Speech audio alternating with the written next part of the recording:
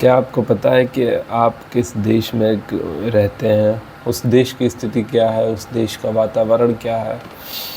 हम अक्सर बात करते हैं कि ठीक है, हमें सरकार को क्रिटिसाइज़ कर देना चाहिए, अपोजिशन को क्रिटिसाइज़ कर देना चाहिए कि वो आवाज़ नहीं उठा रहा है जनता की। लेकिन हमें एक बात का सबसे पहले ध्यान रखना होगा कि सरकार कहाँ से आ रही है, अपोजिशन कहाँ से आ रहा है। अगर आप देश को नदी माने तो सरकार एक बाल्टी है, सरकार में बैठे लोग एक बाल्टी हैं जो उस नदी में से आए हैं, उसी नदी के पानी हैं। हम उस नदी को छोड़ हम ये देखते हैं कि ये बाल्टी का पानी क्यों ख़राब है, ये बाल्टी का पानी इतना गंदा क्यों है, इतना बदबू क्यों दे रहा है, ये काम क्यों नहीं कर रहा है, ये औषधि गुण इसमें क्यों नहीं है। सवाल ये होना चाहिए कि हम ये कभी नहीं देख पाते हैं क्यों कि ये जो नदी है वही गंदी है। आप कल को इलेक्शंस हो, कोई भी आएगा इसी नदी के पानी से आएगा, वो यहीं से निकलेगा, हम ही लोग के बीच से वो जा कर के फिर उसी तरीके की व्यवस्था करेगा। लोग बात करते हैं कि 70 साल में क्यों नहीं विकास हुआ, 80 साल, 75 साल, पता नहीं क्या क्या कितने भी साल आज़ादी के हो गए, और आज़ादी से पहले से ही लेके खैर हम आज़ादी के बाद की बात करते हैं कि लोग क्यों कहते हैं कि इतना विकास और भारत इतना अग्रणी नहीं हो पाया।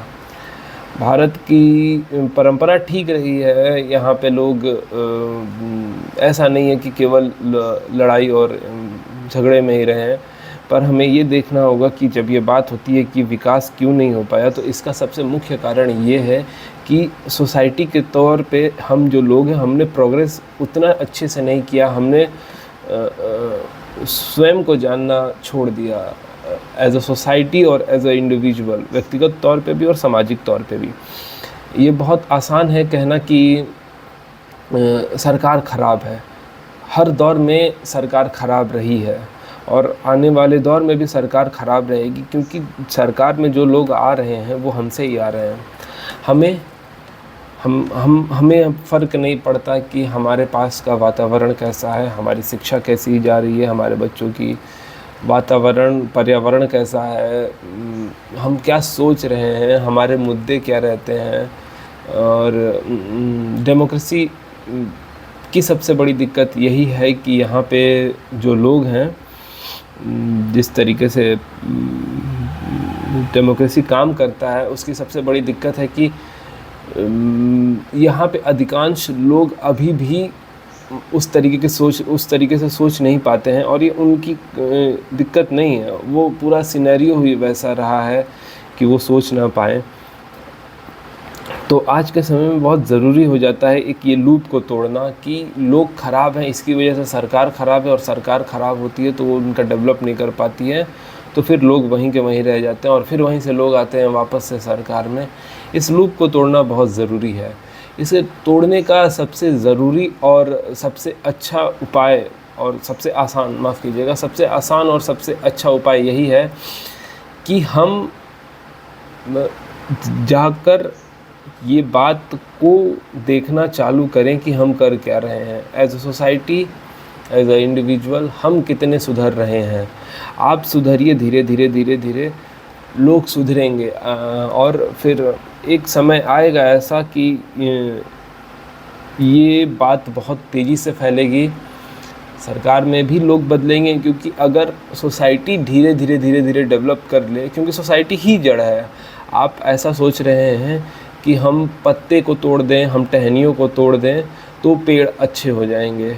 पेड़ अच्छा तब होगा, पेड़ में जान तब आएगी जब जड़ मजबूत हो। और जड़ कहने का मतलब यही है कि सोसाइटी से ही लोग निकल रहे हैं, चाहे वो आपके ब्यूरोक्रेसी की बात कर लें, जर्नलिस्ट की बात कर लें, और चाहे वो पॉलिटिशियंस की बात कर लें, चाहे वो लोगों की बात कर लें, चाहे किसी भी इंडिविजुअल की बात कर लें, जो वो उस जगह पे जा कर के सोसाइटी के लिए काम करना चाहिए था, उसको छोड़ करके इधर उधर का काम कर रहा है थोड़ा सा। क्योंकि मेनली हम करप्ट इंसान हैं, मोस्टली लोग करप्ट हैं, और झूठ बोलना, ये सारी चीज़ें इंडियन सोसाइटी में अभी भी युक्त है। ऊपर से हम रिलीजियस और पता नहीं क्या क्या दिखते हैं, लेकिन हम अंदर से झूठे, मक्कार और कहीं ना कहीं स्वयं को धोखा देने वाले कार्य करते हैं। बहुत ज़्यादा ज़रूरी है कि एज अ सोसाइटी हम देखें खुद को, एज ए इंडिविजुअल पहले खुद को सुधारें, सवाल करना कोशिश करें,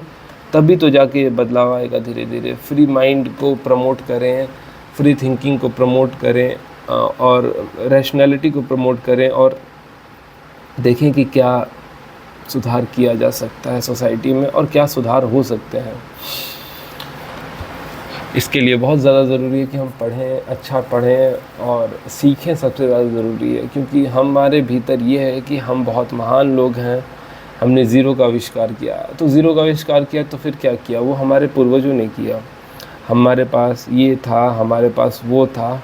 आप अभी की रियलिटी क्यों नहीं चेक करते? आप नर्क में रह रहे हो, एक्यूआई इतना ख़राब है, और रूट्स की बात करें वो ठीक होने चाहिए, हेल्थ केयर इतना ख़राब है, पूरा एजुकेशन इतनी नीची लेवल की है गवर्नमेंट जो प्रोवाइड कर रही है। हम इस पे नहीं देख रहे हैं कि वो जिन्होंने ज़ीरो बनाया, उन्होंने वैसा समाज उस समय बनाया होगा, या उस तरीके का माहौल बनाया होगा जिसमें मैथमेटिक्स डेवलप करे। आज के समय में आप मैथमेटिक्स में कहाँ हैं? कहीं नहीं है।